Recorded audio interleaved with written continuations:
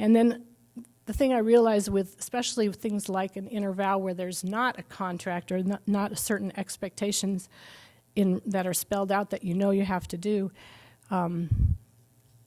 it's important to get as specific as you can. And I think in preparing the talk, I realized that for myself, when I take on a gift to the Christ, I might say something very vague like, I want to have more faith. Well, at the end of the year, you're like, do I have more faith? Yeah, I think I do. It's like, how do you know whether you've really gotten there or not?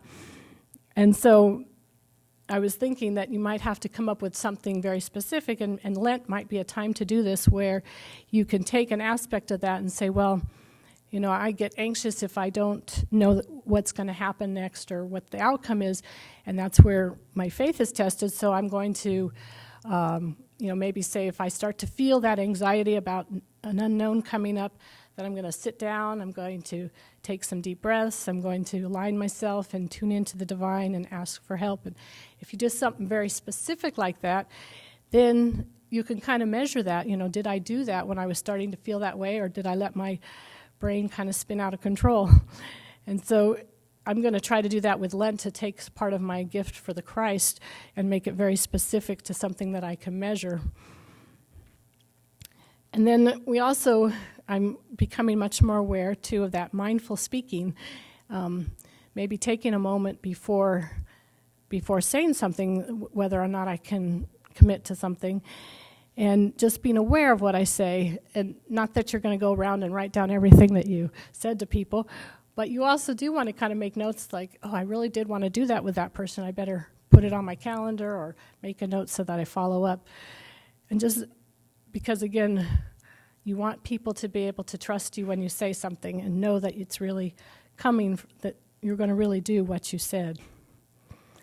And then the other suggestion that was in this talk was to tell a specific person or persons about your pledge, if it's like maybe not so much an inner one, because sometimes we do want to keep things just between us and the divine.